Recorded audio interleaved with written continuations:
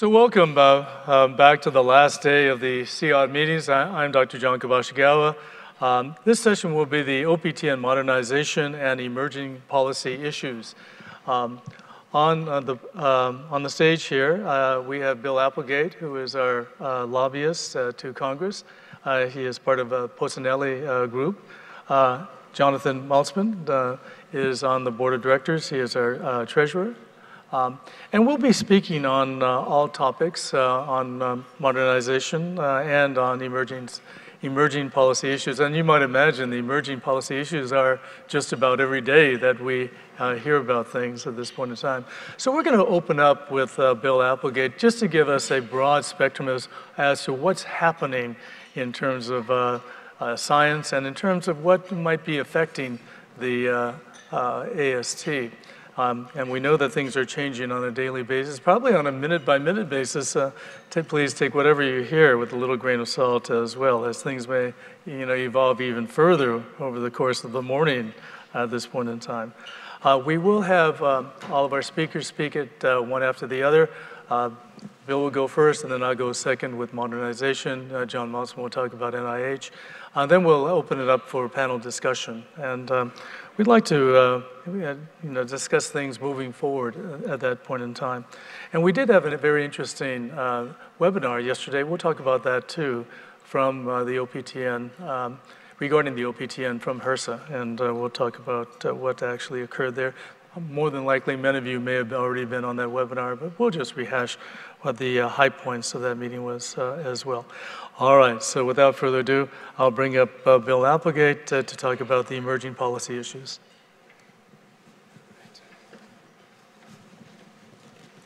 Thank you, John.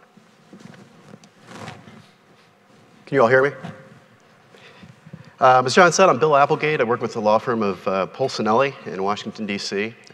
It's myself and two other directors of government relations. We like to say that instead of lobbyist. It sounds, more kosher. Yeah, to say things have been busy, inconsistent, not real specific over the last 6 weeks. There's obviously been a lot going on. So I'll give you some highlights real quick. There's been some hiring freezes, funding freezes, deferred retirement packages, resignations, return to office orders, dismissal of probationary employees, including HRSA, DOT, I'm sure many of you know. And there's been at least 2 people that have been involved in OPTN modernization and reform that have also been let go. So it is far-reaching. It touches transplant, it touches DOT, and it touches research. And quite frankly, even with tariffs, it's something that people don't look at. But tariffs have a real impact as well, obviously, for the pieces, parts, the instruments, the things that everyone uses. So, I mean, there is nobody being spared in terms of medicine and healthcare. Let's see. Trying to advance this slide. Okay, first 30 days. It's been a whirlwind. I've been doing this for approximately 26 years, and in those 26 years, I've been through a few administrations. I've not seen this many executive orders. I have not seen this much activity, and I think somebody best said it a couple days ago when they said, what is happening is they're pressure testing the government, right? This is the intersection of Congress, the administration, federal funding. Who has the right to that? For many, many years, that has been Congress that has appropriated that. The 12 appropriations committees passes it over to the administration, and they disperse that. That is all in disarray right now, but there have been 2. The courts have caught up slowly but surely.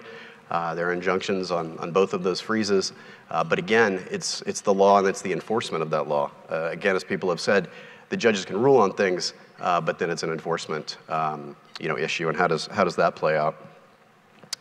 This is normally something that I would be talking to you about were we not dealing with everything else that's coming down the pike. But the Living Donor Protection Act, that's something that's been in the queue for many years. It is budget dust in terms of what it would cost, but we have always had one reason or another where it has not been attached to various vehicles that have wound up in the end zone, so to speak. We do have a new sponsor, Don Bacon, who's a congressman former Air Force officer from Omaha, Nebraska. They call that the blue dot, but he is a Republican, very active, very vocal, and he's going to be working with Congressman Nadler to lead that effort in this Congress. The Organ Donor Referral Improvement Act just brings greater efficiencies to referral. This is something we've been working in coalitions with. And all these pieces of legislation, as you know, it is certainly not AST by itself. We work with approximately 12 different organizations, probably a half a dozen of those on a daily basis to work on various policies. Honor Our Living Donors Act and the NELDAC improvement legislation. This would allow for more funding and more resources to go to living donors. It may well be attached to a continuing resolution, and I'll get to that in a second. Actually, I'll get to that right now. A continuing resolution. So the government runs out of money March 14th. That means they have to act, and people are getting worried right now about that. We've got, it looks like that's going to be the last, or one of the last things, or first things and last things in this first session of Congress that will leave the station. So this continuing resolution that would normally just freeze funding at current levels, which we're currently operating under, they would do that through the fiscal year. They may attempt to attach legislation, including our Honor Our Living Donors Act, to that package. So we will see. The interesting part and the challenging part here. So to start the appropriations process, the budget process, the House and Senate passed budget resolutions. They both have. They're very different. They have to be reconciled. The orders in the budget resolution that go out to Congress on where they have to cut, you probably heard this already, but $880 billion from the Energy and Commerce portfolio. Energy and Commerce is the House committee that has jurisdiction over public health dollars. So while people say in the budget resolutions, don't worry, it doesn't say cut Medicaid, it does say cut $880 billion, which would be a magic trick if you could do that without touching Medicaid. So you are starting to hear from governors. I think that the Medicaid issue is interesting because you're starting to see fissures and cracks in caucus loyalty, if you want to call it that. I think some of the folks in the GOP that have been very, very supportive of Trump and of MAGA, which that's great for them, but I think a lot of people are starting to hear, and I'm hearing this from their congressional staff, even in the Senate, that all of a sudden people are realizing, heck, we've got a lot of people on the Medicaid rolls in our states. We all 50 states have academic medical centers. So this is a voice that needs to be loud, and I think it is. AST has been working immediately with FASA, the Ad Hoc Coalition for Biomedical Research, run out of the AAMC. And it truly is just going to be standing up in that voice. I've heard a lot of people say, why bother? The administration is going to do what it's going to do. But I think, and I say this in a very bipartisan/nonpartisan way, you have to stand up. We have to have our voice, both independently and as well as, in coalitions. We have a fly-in scheduled for May, where we're going to do what we do in the past and what we do well, which is partner with our patients. That patient voice is key. They hear from me and my team all the time. They hear a little bit from the members in the Public Policy Committee, but the patients, that truly is, that's the voice. Senator Grassley and Cassidy had introduced legislation on the OPTN collection fee. This is essentially just to allow HRSA to be responsible for and collect those fees. Some politics around that. I did just see on the Hill yesterday, it looks like that may be attached to the continuing resolution. So if that's the case, that will pass. It is part and parcel of OPTN reform and modernization as passed by the law and with HRSA. Coverage of continuing resolution, NOTA reform. I don't want to steal Dr. Kabashigawa's thunder, so I'm going to skip over that. We've got a new slate of characters in Washington. No question, we'll start with RFK Jr. We've been watching to see where he's going first. It looks like pediatric psychological or psychiatric drugs is something that he's been talking a lot about. Obviously, he's been weighing in on vaccines. With regard to vaccines, we did see in the last 2 days 2 cancellations for March.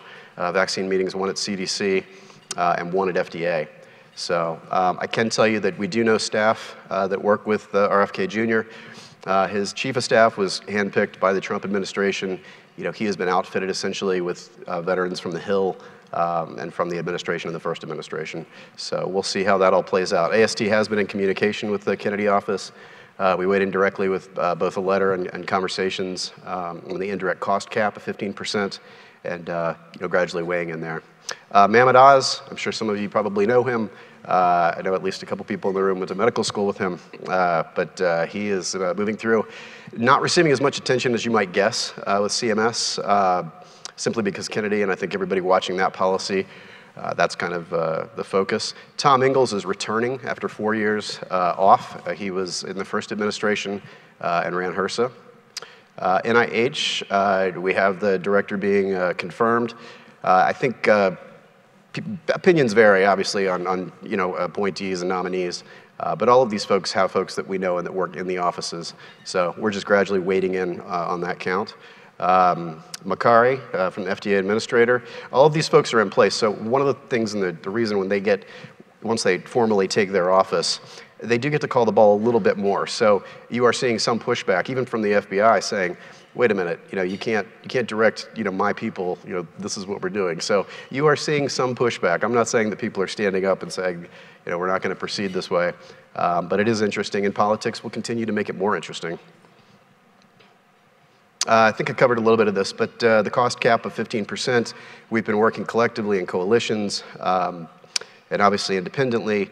We are seeking meetings already with HHS and the various agencies beneath them.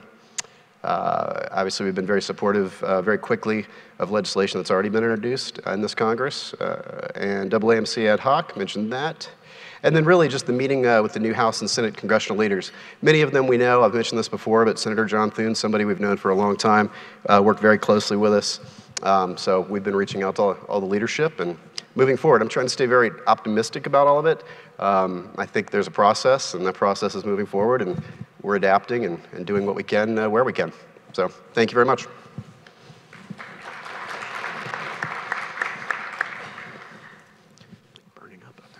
Thank you so much, Bill. There's more to come on that, especially we'll be talking about public comment as well, so whether or not that's going to occur.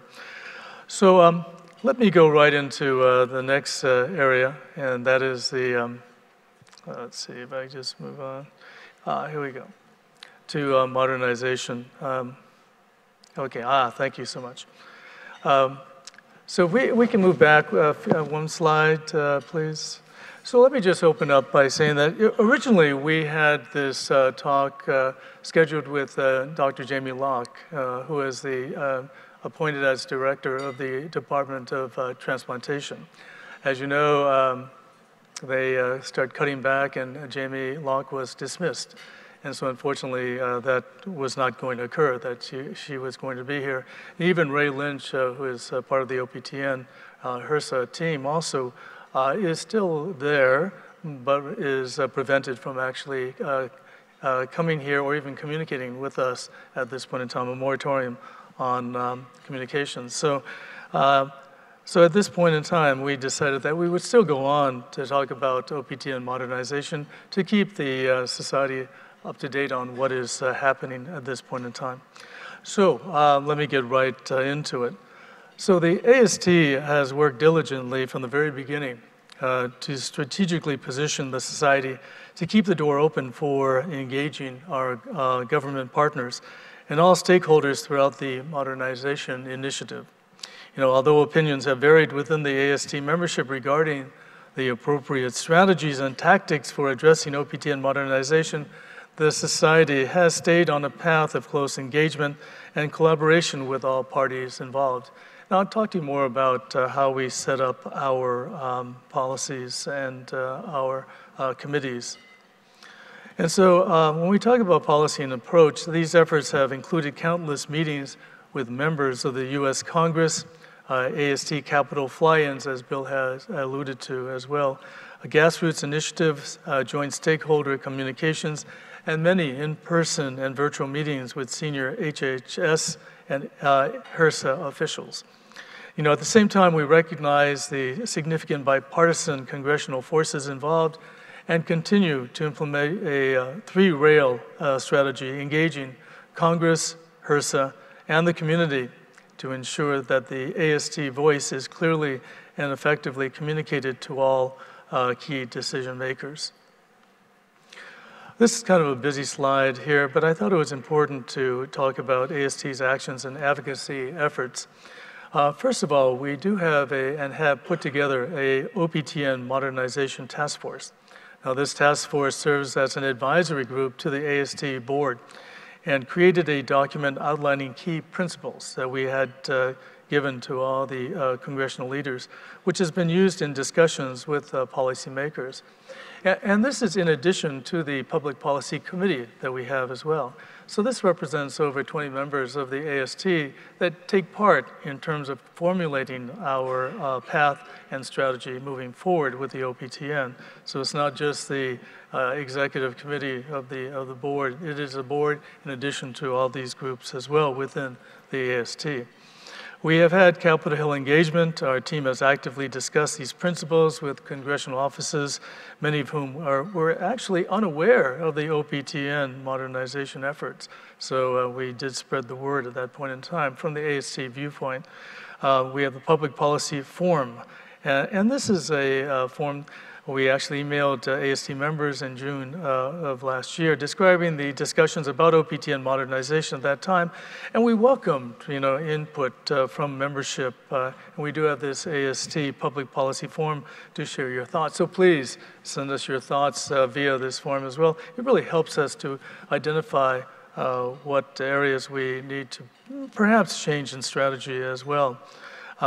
Ongoing policy development in response to discussions at the ATC and other OPTN-related concerns, we developed a second document with further comments and principles following the September 11th, 2024 House Energy and Commerce Subcommittee and Oversight investigations. And that's really where the so-called whistleblowers were coming out to have allegations against against HRSA, against the OPTN and other agencies as well. So we actually came out with a statement in that regard, which I think was very important as well. And finally, policy engagement, AST Secretary Dr. Nicole Turgeon presented at the 2025 Sanofi Transplant Policy Roundtable just a few days ago, February 18th, where she led a group from other transplant organizations to shape policy to advance key areas and thoughts of the OPTN modernization. And we know too, we did have a webinar yesterday from HRSA, and I'll talk a little bit about that in a few slides. I wanted to just talk about too the timeline of AST ongoing engagement and the OPTN modernization. Back in March of last year, we did have an introductory meeting with Dr. Suma Nair. So Dr. Suma Nair is the administrator that is representing HRSA in the OPTN Modernization Initiative. At that time, we presented ourselves to Dr. Nair, reinforcing our diverse membership and role as an engaged stakeholder in OPTN and HRSA's integration plans, and she was very receptive to all of that. In June, we had an AST town hall with HRSA, and we provided input on OPTN board nominations, on the budget considerations, independent board support contractors, and committee policies. One of the biggest issues at that point in time was transparency. It was clear that there was no transparency.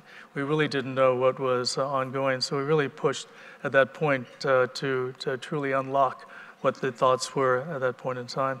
A follow-up meeting at HRSA occurred later that month. The AST strongly, again, advocated for transparency in the HRSA plans.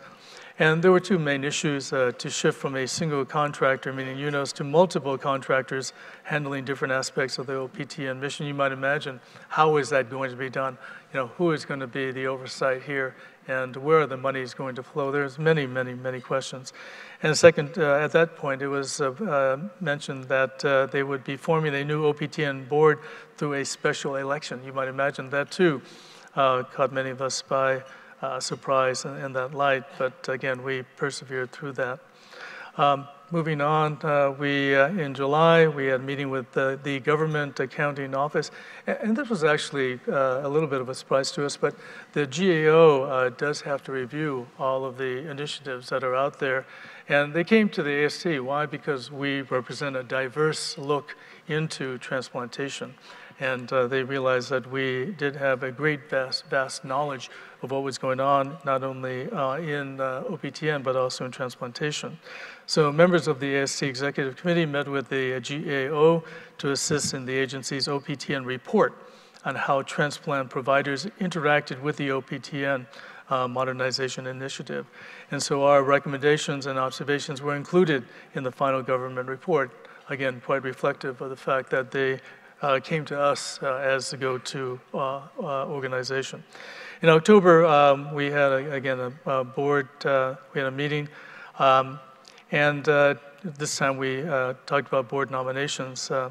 ASC leadership met with HRSA to discuss the process for selecting a nominating committee for the new OPTN board. You know, the AST, we emphasized the need for continuity input, and then at that point in time, we felt that it was very important to seek nominations from the community. And subsequently, we were asked to submit nominees for consideration. And in fact, we did submit 7 of our members for this nominating committee. As it turns out, there was over 200 nominees for these 13 positions. Unfortunately, none of our 7 were accepted, but at least they were evaluated for these positions. In January, the ASTS Winter Symposium President-elect David Foley participated in a transplant stakeholder meeting to discuss AST's position on OPTN modernization and best strategies to collaborate with other societies in optimizing advocacy efforts at that time. Unfortunately, again, Jimmy Locke and Ray Lynch were not there at that meeting. That was hopefully it was meant to bring all stakeholders together, and unfortunately that did not occur as well. So we're basically at the same place we were before. Well, I just wanted to discuss what happened yesterday at the OPTN Board of Directors Special Elections Update. You know, and I realized that a lot of information was done. It was well scripted, if you will, and there was a lot of information sent out there. And there were still a lot of issues in terms of true transparency and what to actually believe, and hopefully we will see what was said, whether or not that would actually be done as well. Forgive my slides. I actually just took pictures of the slides as they came by. But these were the important slides. I'm not going to show all the slides that were done yesterday, but this is the secretarial authority to hold the special elections. And again, this was a case in point as whether or not the special elections was even legal to do. And they pointed out that as a federal designee to oversee the OPTN, HRSA issued a designation agreement to formalize relationship with the nonprofit entity, meaning the new OPTN board, which was basically left without liability insurance. And so that entity was called Invest. And this designated Invest was to operate as the OPTN board, and as a designation agreement states that the HHS secretary may hold a special election for the OPTN board. That's the way they said that this would be a legal issue. Well, they also said that similar to when the final rule was set in 1984, a special election was held at that point in time. So that was a precedence, the fact that this special election could indeed be held. Now again, we're not lawyers on all this, so whether or not that is actually true, we'll take it for what it is right now. Let me move on to the formation of the Transitional Nominating Committee.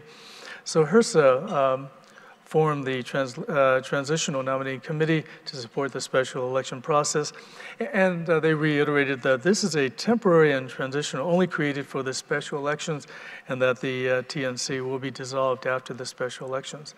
And it is comprised of basically very similar to represent the board in terms of physicians and non-physicians and the like. And what was important, though, in all of this was what would be the composition of the new board. Would it be similar to what it is now? So this is the board composition, and this is actually per the bylaws of the OPTN. Approximately 50% of the board will be comprised of transplant surgeons or transplant physicians. I just might add right now, according to the bylaws, somewhere between 32 and 40 3 members would comprise the OPTN board. And at least 25% transplant candidates, transplant recipients, organ donors, family members would also represent this vast diversity.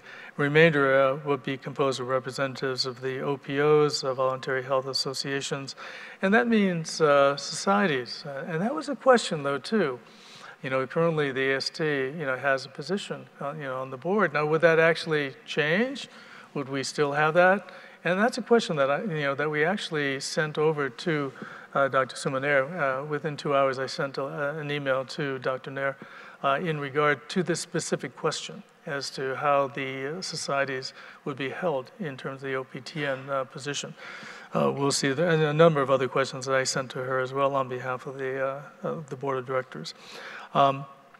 All right, but this, at least we know that the board, again, if it is true, that they will be comprised according to the bylaws that are currently set.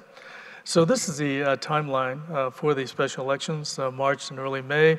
You can see solicit and review applications.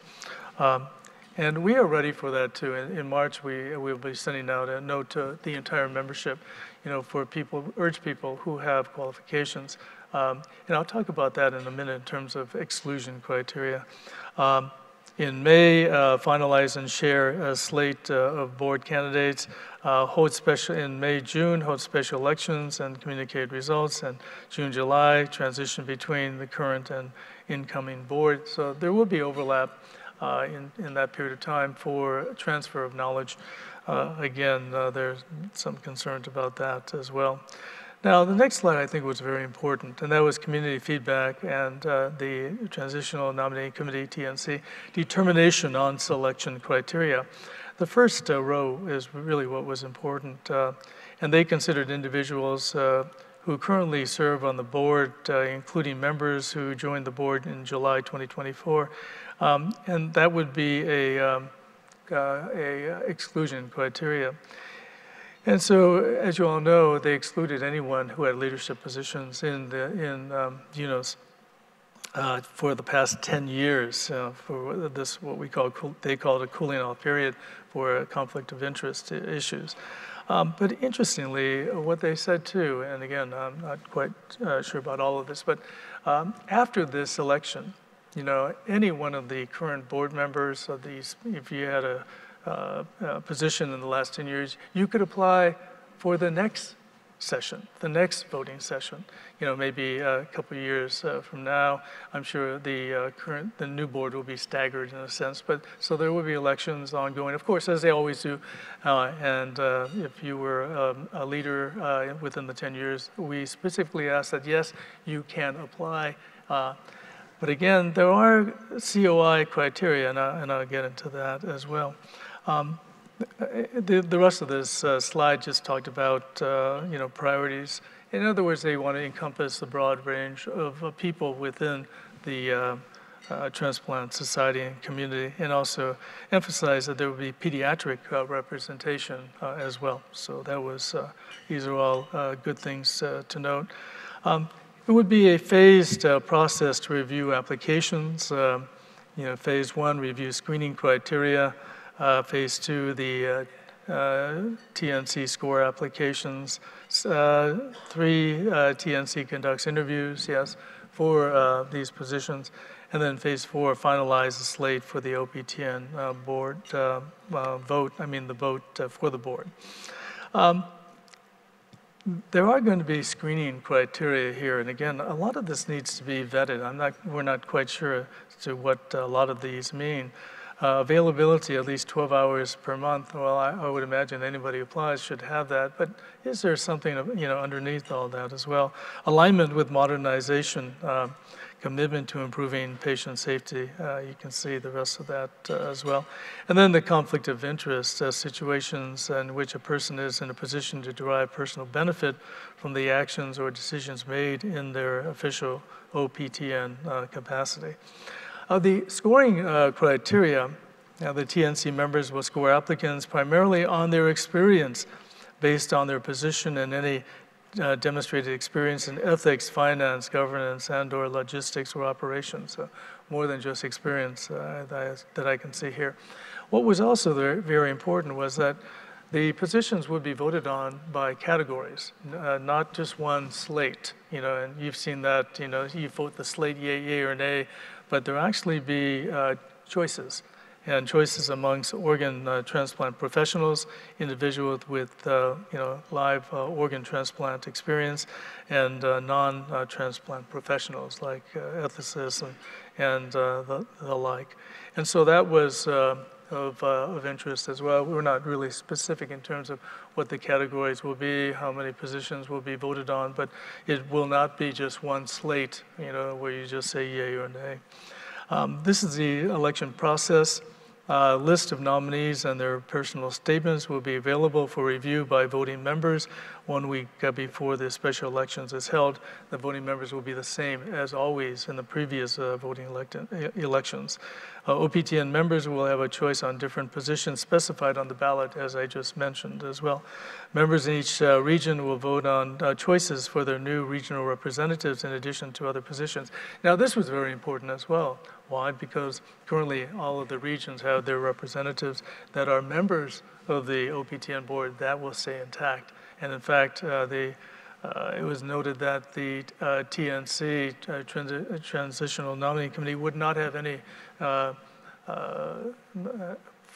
opinions within the regions. The regions would decide who would be their lead and member of the OPTN board. So that was important mainly because of experience and people who are in the know and representing all of the OPTN regions. So that was one good thing we did note as well. Members in each region will vote on choices for the new regional representatives, and voting will be virtual at that point in time. This is the last slide. There will be a call for nominations that will remain open for 4 weeks from March 3rd to April 4th. And as I mentioned too, we will send out information to the entire AST membership, urging people who are qualified to get involved here as well.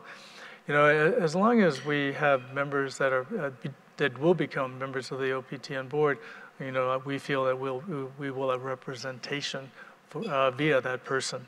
To represent what we see as important from the AST standpoint. Applicants will complete a volunteer interest form and conflict of interest disclosure form.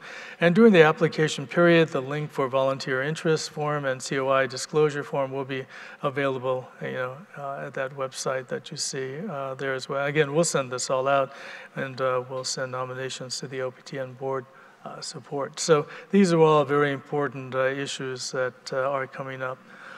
And so my final slide here is that the ASC remains committed to advocating for an efficient, equitable, patient-centered transplant system. We will continue to provide regular updates on this topic and encourage members to stay engaged on our public policy page. The end game here is not the societies. It's not personal accomplishments. It's really about our patients. And what's important is that we do support our patients, have more transplants being performed that are done safely, equitably, and in the right light per se. So, we will continue these efforts, and it's not to say that we are going to be quiescent. That's really truly not the case. We feel that we've been on things and we've been addressing issues as they come. We will, if there are issues that are truly extremely important, we will be there. We have been there for those issues, and we will continue to review every issue that comes up as well. And as I mentioned, we have many input from the Public Policy Committee, from this task force, OPTN task force, from the board of directors, from the executive committee as well. So we feel that there is great representation. And we do discuss all these issues of OPTN, particularly in the board as well. And we do have a lot of different opinions, but again, I believe we all are on the same page. And with that, I'd like to thank you for that, and I'll bring up John Maltzman to talk about another big topic, NIH, and then we'll open it up for discussion with our panel. John, please.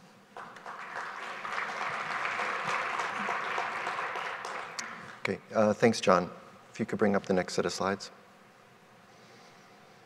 So John asked me to talk about transplant research funding, and I think these are my disclosures. So I think some of these are relevant.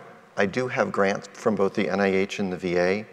I'm an employee of Stanford, and more importantly, I am an employee of the Department of Veterans Affairs. I'm here as a private citizen, so nothing that I'm talking about should be attributed to the federal government. There are many sources, government sources of federal funding and others. The NIH has a budget of approximately $47 billion. That's last year. And this fiscal year, it stayed the same, obviously, because of the continuing resolution. The VA has approximately a $1 billion research budget. The National Science Foundation has a $7.1 billion budget for research and research-related activities. And the DoD does have a small component that is congressionally mandated. So this is a congressionally directed medical research program that has about $1.5 billion, of which $12 million is specifically designated for reconstructive transplantation. In addition to those, there are other potential sources of funding for transplantation, including philanthropy and biotech and pharma. Excuse me, I'm not going to talk about those. What I'm really going to focus on is the NIH, because that's a majority of where our funding comes from. So this slide just shows two sets of bars that show changes over time in terms of NIH funding.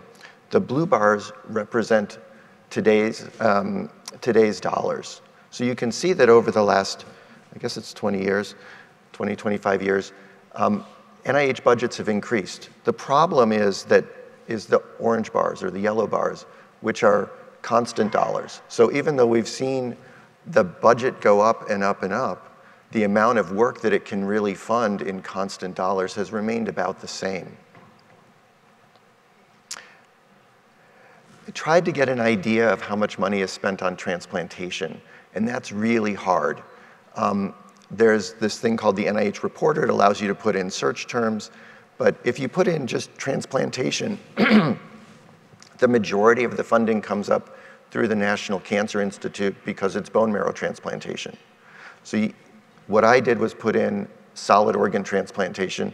This is by no means all of funding that goes to transplant, because it wouldn't include something that was quote unquote kidney transplantation. But it's an idea of how things have changed over time, at least for this particular search term. And you can see that the funding in this area has gone up over time, although the last couple years haven't been great. The next question is, where is this funding coming from?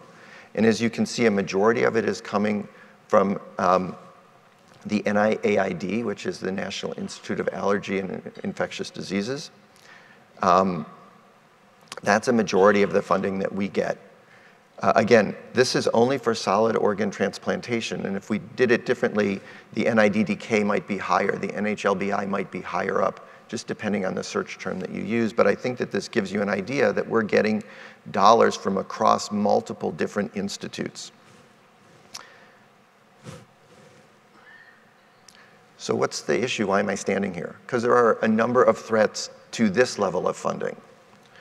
The first one is the cancellation of existing grants and contracts. And I think, this is all, I'm getting all of this from the news. But I think we've been hearing about this since one of the first executive orders, which was stop all grants and contracts. So there are, anecdotal stories of people having their grants pulled back because they have the word diversity in them, because they have inclusion, because they have the word climate. Those are anecdotal. I don't know how widespread it is, but I think it's something that we do have to worry about. In addition, there's an issue with obtaining new federal funding. So there's you put in a grant and it goes to a study section, and if that study section looks at it favorably, it goes through a number of other hurdles, and it eventually goes to the advisory council of the institute, who then says, yes, fund this grant, and then you get a notice of award. Unfortunately, those study sections and institute councils, in order to meet, need to be listed in something called the Federal Register. And if they're not listed, presumably they are not allowed to meet. Nothing has been listed in the Federal Register for the NIH since Inauguration Day. So anybody like me who has a grant that's supposed to be reviewed next week, even though it's still listed, that study section is most likely to be canceled. Most of my colleagues have had their study section canceled the night before it's supposed to meet. There may still be sporadic ones out there. There's a quote, and I can't read it from here, but from Danny Calabrese, who many of you may know. He's a pulmonologist, does some transplant work, and he had a grant that he put in October, and his study section was canceled. So in that situation, nobody knows, are they going to reschedule the study section? Are they going to just let it go till the next time the study section's supposed to meet? We don't know. There are other, there's another tweet, I couldn't find it when I went to put the talk together. Somebody whose grant got reviewed early in January got a 3 percentile, which is a totally fundable score, but then the council wasn't meeting, so they can't get the grant. Again, so this is sort of across the board, not just transplantation, but all across the NIH. And then the other thing that's really been in the news is this issue of changes to the indirect cost rate. So I thought it was useful to pull up what the NIH says the indirect cost rate is. And this is taken from their grants policy statement online. And it reads, most organizations also incur costs for common or joint objectives that cannot be readily identified with an individual project or program. Facilities operation and maintenance costs, depreciation, and administrative expenses are examples of costs that usually are treated as F&A costs. The organization is responsible for the management and the accounting of these costs consistently and must not include these costs associated with its F&A as direct costs. So anything that is thought of as an indirect cost cannot be charged directly to grant dollars when I put my budget in. And then there was this notice on February 7th that, quote, there will be a standard indirect rate of 15% across all NIH grants for indirect costs. And that was supposed to be done both prospectively and retrospectively. And as many of you know, this is in the courts at the moment. But it is an issue. So I thought I would give you some examples of indirect costs and what they can cover. Remember, I think that the way to think about these are not as calling them indirect costs, but calling them F&A costs, facilities and administration for research. I think that's really important in the way that we message this to people. So these costs can be used to pay for grants administration, including help getting your grant together, submitting it, and then working with it post-award, including auditing. These costs can pay for compliance. The NIH has put more and more issues of compliance before us as time has gone. And one of the ways to pay to make sure that we're doing that is to have institutional compliance and institutional review boards. And those can be paid for out of indirect costs. So imagine your IRB is paid for, at least in part, out of these costs. That's going to go away. Core facilities. So, at Stanford, we have a ton of core facilities. They're paid for in part by indirect costs and in part by user costs. But the base and getting them up and going so that we have a research infrastructure was paid for with indirect costs. Upkeep of the buildings. This includes maintenance, updates based on changes in the code, local codes. I put in quotes, fixing the cold room or fixing something that breaks, improving safety, repainting, all of those other things. These costs can be used, these dollars can be used for things that are related to IT that go across research programs. So cybersecurity that's related to research, obviously not the cybersecurity related to your clinical notes, but the research stuff that we're doing, that can be out of F&A costs. Data storage, computers, software licenses that go across programs, staff for IT. And then other things like conference fees, contracts for travel, et cetera. I pulled this out of the reporter. I can't even remember who these two people were. I just basically, in that list of solid organ transplant funding, I sort of took the first two R01s that were there. And as you can see, the direct costs for the first one is about $500,000 with indirect costs of $300,000, which is a 60% indirect cost rate. The second one, it's a 36% indirect cost rate. And so these things do vary, and it's institution to institution. These are contracts that have been made between the institution and the government at some point in the past and are renewed on a regular basis. But they do vary quite a bit. The number that I've seen thrown around in the news is that the average rate is 28%. I don't know of any institution that's at 28%. I'm sure there are some, but I just don't know where they are. I put this in, and this is, the numbers in here are how much different states are going to lose if the F&A cost changes down to 15%. When I saw it, I thought it was a heat map of the amount of money that they would be losing. But on closer inspection, I think the red and the blue are political. I can't quite figure out entirely the depth of the color because Texas is the color it is. So I'm not really sure. But California, for example, and I can't read the numbers from here, but California is due to lose $800 million in indirect costs between money that goes to Stanford, to USC, to the University of California schools, and to other schools. And it is definitely the state that would lose the most. Arizona, I think, was $400 million. We're standing in Arizona. So, and I guess you can see it from there, but there's a lot of money that's going to be missing, and that somehow has to be made up for by these institutions if they want to continue the research programs the way that they're going. And this, I just pulled a bunch of things off the web of potential consequences. So these are things that are going on at different institutions right now, right? Fate of millions of research animals at stake because of this change, right? Because these go to fund some of the large animal facilities, they, you know, and costs of the small animal facilities that we use. I think particularly alarming is that several institutions have decided to decrease or not admit any new biomedical graduate students next year. Specifically, there was an article in the state of Pennsylvania about both Pitt stopping all graduate student admissions for next year, and the University of Pennsylvania wanting to decrease the number by 35%.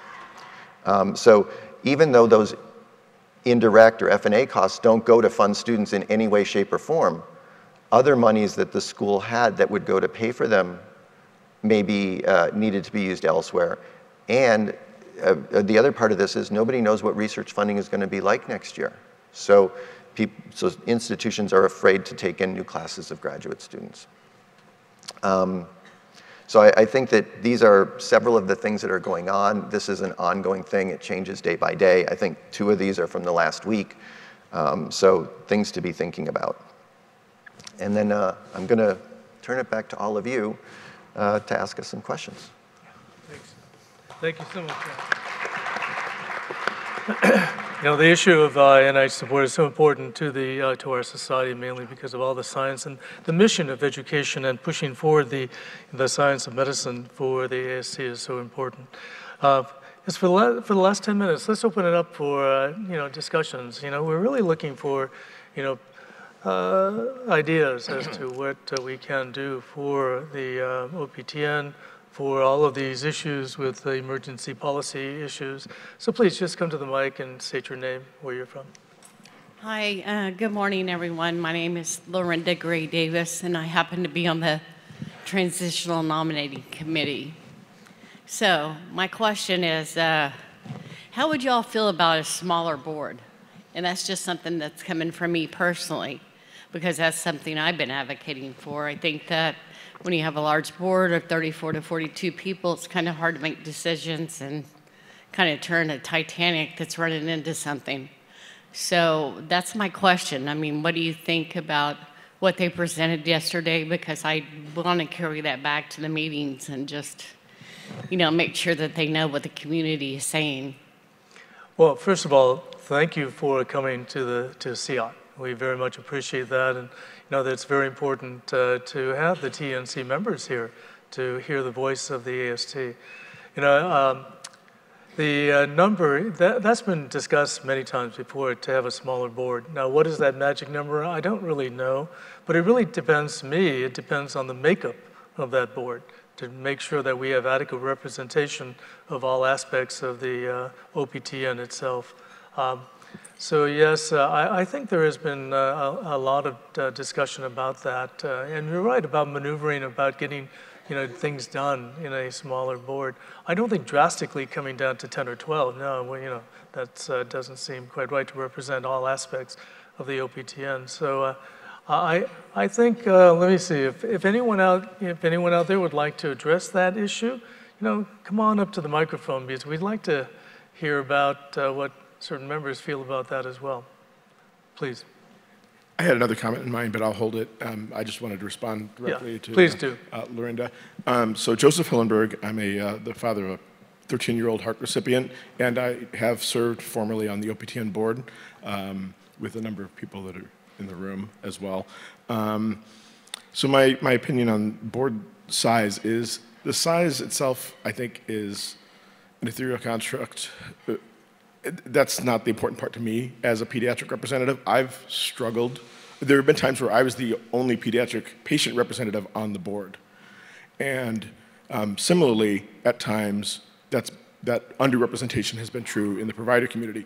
I think with the current composition of the board, that's not so much true, or not so much the case, but it's been a real struggle to have our voice heard. And so and that's really true of any marginalized population. There's been a distinct lack of minority voices on the board, and I'm not counting myself as a minority voice in this context. I'm specifically referring to, you know who I'm talking about. And so I think that's the key, is how do you represent those marginalized populations, whether they're pediatric or they're of a particular ethnic group or rare organ types or what have you. So I'll hold my other comment if you want to respond to that. Please, so composition of the board will be very important. Yeah, please, Stuart. Stuart Sweet from St. Louis. Yeah, I mean, in my roles with the OPTN over the years, understood the limitations of the large board. I think the key question really is, what is the responsibility of the board, and how does it execute those responsibilities? If it's going to continue to be policy development and make decisions on policy proposals, then representation, as Joseph said, is going to be critically important. If there's another body within the structure that makes those decisions that can have adequate representation and the board takes guidance from that, then it becomes a more effective and nimble structure. So there's ways of reorganizing the structure that accomplishes the goals. You're absolutely right. I mean, you could have subgroups and subcommittees. Please. John, simple question. The current board has representatives from HLA societies. The new board will have the representation, or will be changing? Yeah, you're talking about the society representation? Yeah. That was a question that we had as well. If you read between the lines, it did say nonprofit, community associations would be included. We're not quite sure what that means. So I did email Suma directly in regard to that specific question about societies.